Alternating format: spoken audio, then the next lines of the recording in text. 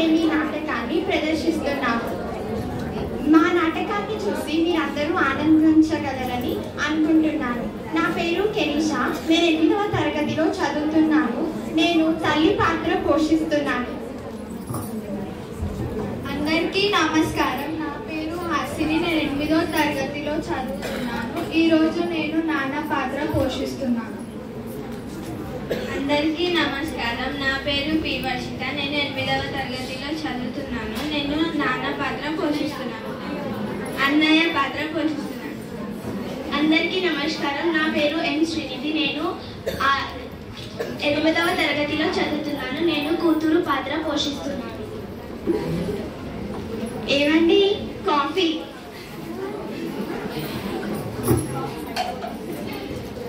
చాలా బాగుంది. ఏమండి, మీతో ఒక ముఖ్యమైన విషయం చెప్పాలి. మన కూతురికి పెళ్లి వయసు వచ్చింది కదా, తనకి పెళ్లి చేద్దాం అనుకుంటున్నా. ఇప్పుడే ఎందుకు లేవే? తన చదువు ఇంకా పూర్తి కాలేదు కదా, ఎలాగో తనకు డాక్టర్ అవ్వాలని కదా. అది కాదండి, ఇప్పటి నుంచి వెతికితేనే కదా అమ్మ నాకు త్వరగా లంచ్ బాక్స్ ఇవి, నేను కాలేజ్కి వెళ్ళాలి. అబ్బాబ్బా, ఎందుకే అలా చెవి కోసం మేకలా అరుస్తున్నావు? అయినా ఇప్పుడు నీకు కాలేజ్ చదువు ఎందుకే? అవసరమా? అలా అంటావేంటి కెనిషా? మన కూతురు బాగా చదువుకుంటేనే కదా మన గౌరవం పెరుగుతుంది. అవును అమ్మ, చెల్లెల్ని చదువుకోనివ్వు. రేపు తన కాళ్ళ మీద తనే బతుకుతుంది కదా. అదేంటిరా అలా అంటావు? నా కూతురు బాగుండాలని నాకు ఉంది. అమ్మ, మరి నన్ను చదువుకోనివ్వచ్చు కదా, అలా ఎందుకు మాట్లాడుతున్నావు?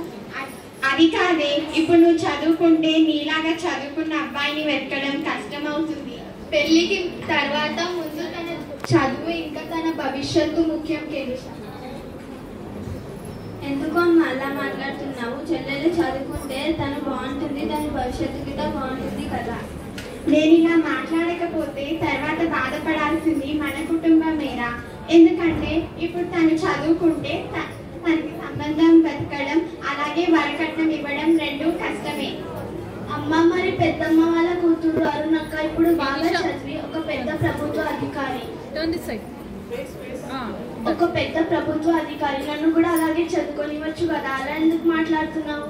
నువ్వు చదివి ఉద్ధరించాల్సింది ఏమీ లేదు. ఇంటి పనులు, వంట పనులు నేర్చుకో చాలు. అప్పుడే నీ భవిష్యత్తు బాగుంటుంది. అది కాదమ్మా, చదువుకుంటే మనం ఉన్నత స్థాయిలో ఉండగలం, ఇంకా మనకంటూ విలువ ఉంటుంది. ఇప్పుడు నేను మీ మాట విని పెళ్లి చేస్తే నేను చూసేది ఒక కుటుంబమే. అదే నేను చదువుకుంటే నేను సమాజానికి సేవ కూడా చేయొచ్చు. వద్దులే అమ్మా, నువ్వు చదివి సంపాదించి మమ్మల్ని చూసుకుంటే ఆడపిల్ల సంపాదన మీద బ్రతుకుతున్నారు అంటారు ఈ సమాజం.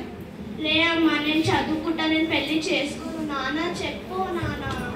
ఇప్పుడే ఎందుకు లేకేషా తనకి చదువుకొని? అవును అమ్మ, నిజమే. చెల్లెలు చదివితే మనందరికీ మంచిదే కదా. నాకు అదంతా తెలీదు. నేను నీ పెళ్లి చేస్తానంతే. లేదా అమ్మ, నేను చదువుకుంటా, నేను పెళ్లి చేసుకోను నాన్న. నేను నీ దగ్గరనే ఉంటా నాన్న. ఇప్పుడే ఎందుకు లేకేషా తన చదువు పూర్తి కానివ్వు.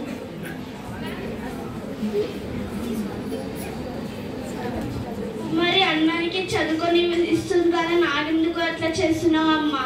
వాడంటే ఇక్కడ ఉంటాడు, వాడు చదివి ఉద్యోగం చేసి వ్యాపారం చేయాలి. నువ్వేమో మీ అత్తారింటికి వెళ్తావు, అక్కడ కూడా ఇలాగే ఏ పని చేయకుండా ఖాళీగా ఉంటే నీ తల్లి ఏం నేర్పించిందని నన్ను అంటారు రేపు. లేదమ్మా, నేను చదువుకుంటా, నేను పెళ్లి చేసుకోను.